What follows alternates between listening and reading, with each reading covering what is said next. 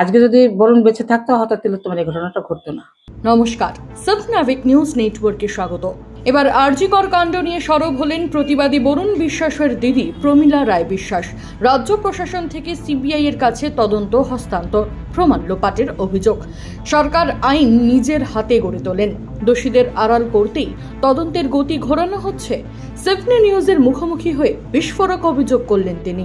এই সরকারের কাছে আমার কিছু চাওয়ার নেই, একটাই চাওয়ার আছে, সেটা আমার পদত্যাগ, মমতা ব্যানার্জির পদত্যাগ চাই। এক যুগ হয়ে গেল, আজকে এক যুগ হয়ে গেল যে আমার ভাইকে খুন করেছে, এখনো তার বিচার ব্যবস্থার কোনো সুরাহা হলো না। আমার বাবার সাক্ষীটা নেওয়া হলো না, একমাত্র আমার বাবাই সাক্ষী ছিল, কোর্টে গেলে তাকে ফিরিয়ে দেয়। সরকারি পিপি যা বলবেন তাই শুনতে হবে, তাকে সেটাই বলতে হবে, তাই না হলে তারা সাক্ষী দিতে দেবে না। এই হচ্ছে সরকারের আইন, মানে সরকার আইন নিজে গড়ে। দেখা যাচ্ছে যে সরকারি পিপি আমাদের পক্ষে দিয়েছেন, কিন্তু না, তিনি সরকারের পক্ষ হয়ে কাজ করছেন যাতে দোষীরা কেউ সাজা না পায়, দোষীদের আড়াল করার জন্য উনি সমস্ত ব্যবস্থা করতে পারেন। কিন্তু একজন প্রতিবাদী খুন হয়েছে, তার বিচারের ব্যবস্থার বেলায় উনি কিছুই করেননি। আজও কোনো দোষী উনি গ্রেপ্তার করতে পারেননি বা উনি সাজা দিতে পারেননি। এই আরজিকরের ঘটনাতেও আমি বলছি যে এত বড় একটা ঘটনা, সারা দেশ বাইরের দেশ নড়ে গেছে, বাইরের দেশ নড়ে সারা মানুষ বেরিয়েছে আজকে, ছোট বড় বাচ্চা তাদের অধিকার নিতে। আজকে সেটা আমরা দেখতে পাচ্ছি। আর সেখানে প্রথমে সিআইডি দিল, তিনি পারলেন না। যিনি পুলিশ মন্ত্রীর মাথায় বসে আছেন তিনি পারলেন না। তিনি যদি নাই পারেন, তিনি কেন এখনো পদত্যাগ করছেন না?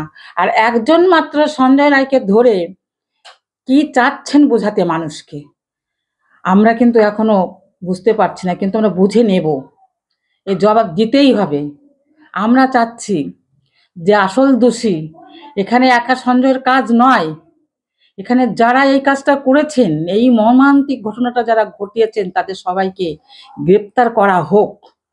সিবিআই দিয়েছেন, আজকে সিবিআই কিছু করছে না। সিবিআই কেন আজকে 16 দিন হয়ে গেল, আজকে এখনো পর্যন্ত তারা কিছু করতে পারছে না, কিছুই বলতে পারছে না, কোনো রিপোর্টে দিতে পারছেন না। কেন এটা হচ্ছে? কাদের হাত আছে? কোন স্বার্থে করছে? কাদের স্বার্থে করছে? আমরা জনগণ, আমরা দেশের জনগণ, আমরা জানতে চাই যে আমাদের অধিকার। পুলিশ প্রশাসন জনগণের ট্যাক্সের টাকাই চলেন, আজ তাদের উপর আঙুল ঘোরাবে, তাদের চুপ থাকতে বলবেন, গুন্ডা রাজ্য তৈরি করবেন। কতদিন আর কতদিন?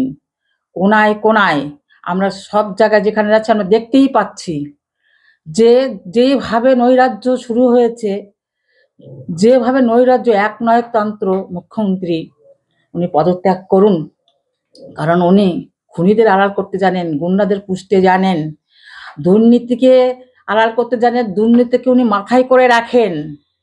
উনি শিক্ষা ক্ষেত্রটাকে ভেঙে দিয়ে ভেবেছিল আমার উপরে কেউ কথা বলতে পারবে না, সেটা কোনোদিন হতে পারে না। আর রবীন্দ্রনাথ ঠাকুরের একটাই কথা যে গুন্ডাগিরি মদ মাতাল শেষ কথা নয়, জনগণই শেষ কথা বলবে আর জনগণই জবাব দেবে। আর সেই জবাবটাই আমরা চাই। সিবিআই কেন এত গড়িমসি করছে? কেন এই রিপোর্ট দিচ্ছে না? কেন সঠিকভাবে তদন্ত করছে না? কেন কাদের আড়াল করতে চাচ্ছেন? জনগণকে জবাবটা দিতে হবে, জনগণ আর থেমে থাকবে না। একসময় সুটিয়া কাণ্ডের অন্যতম সাক্ষী প্রতিবাদী বরুণ বিশ্বাসের দিদি। ইতিমধ্যেই আরজিকরের ঘটনার পর নির্যাতিতার বাড়িতে গিয়েছেন অন্যান্য প্রতিবাদীরা। পরবর্তীতে নির্যাতিতার পরিবারের সঙ্গেও সাক্ষাৎ করার ইচ্ছে রয়েছে তাদের। তবে আদৌ কি বিচার মিলবে? শাস্তি পাবে প্রকৃত দোষীরা? জাস্টিস ফর আরজিকরের স্লোগানে আজও যেন গোটা রাজ্য খুঁজছে সেই প্রতিবাদী বরুণ বিশ্বাসকে। শান্তনু বিশ্বাস, সাবনাভিক নিউজ, সুটিয়া। সমস্ত খবরের আপডেট পেতে লাইক করে সাবস্ক্রাইব করুন সাবনাভিক নিউজ। সেই সঙ্গে বেল বাটন প্রেস করতে ভুলবেন না। আপনাদের একটা সাবস্ক্রিপশন আমাদের জন্য অত্যন্ত মূল্যবান। জয় হিন্দ।